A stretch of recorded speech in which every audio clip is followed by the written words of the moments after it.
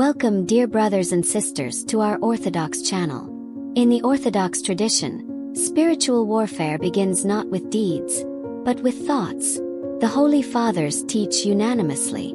The very first rule of watchfulness is not to accept any thought, neither good nor bad. Why?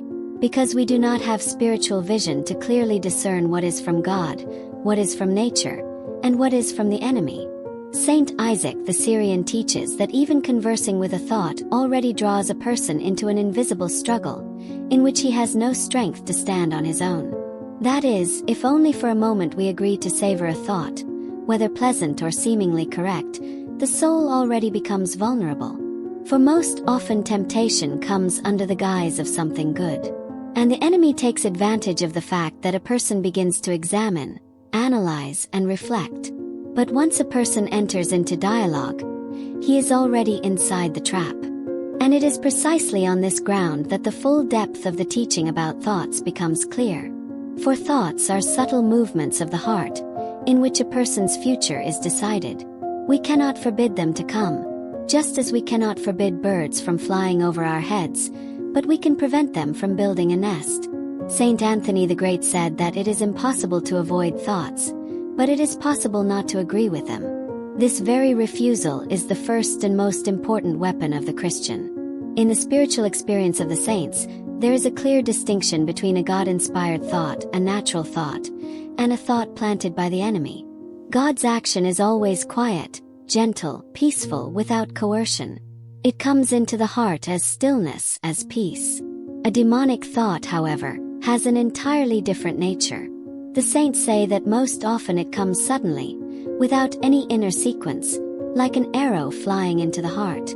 Evagrius of Pontus wrote, "The thought of a demon comes unexpectedly, without any prior cause.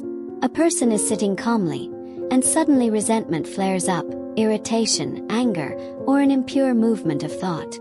Nothing preceded it. This is the first sign of a demonic thought. The second sign is its persistence. What is from God does not press, does not repeat itself, does not torment. But a thought from the enemy clings to the heart. It goes in circles, returns again and again, as if trying to settle more deeply." Abba Dorotheus says, "You recognize a thought that is not yours by the fact that it keeps spinning and tormenting you. This is exactly how thoughts of judgment, resentment, self-pity, and impurity act. They do not simply come. They want to be accepted, to be engaged in conversation. But the most dangerous sign is sweetness. In every sinful thought there is a hidden pleasure, a certain inner delight that touches the inner passion. The saints say that the demon brings a thought precisely in the form of sweetness, so that our sinful, passion-filled heart itself desires to accept it. For example, judgment seems to us just, but inside us self-love grows warm, and we want again and again to continue judging. Resentment is painful, but we pity ourselves and take comfort in this self-pity. An impure thought condemns a person before God, yet at the same time something in the heart wants its continuation. This sweetness is proof that it is not from God, because God's action does not bring passionate pleasure. On the contrary, it humbles the soul. But sadly, all this can usually be understood only after we have already accepted the thought and are conversing with it.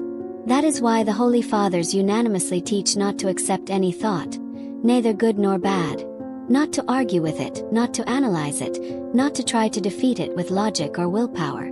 Saint Macarius of Egypt said that a thought is overcome not by struggle, but by disregard. That is, not to accept it, not to enter into dialogue, not to allow it to take the first step. For when a person begins to reflect, it is precisely then that the thought takes root, and the soul imperceptibly loses peace. Prayer becomes dry, the heart fills with sadness and anxiety, and the inner light begins to fade. Saint John Cassian wrote that an accepted thought becomes a habit, and a habit becomes a passion. Thus the soul becomes accustomed to what once frightened it. What was hostile becomes familiar, and the person no longer notices how he has begun to live by thoughts sown in him by the enemy.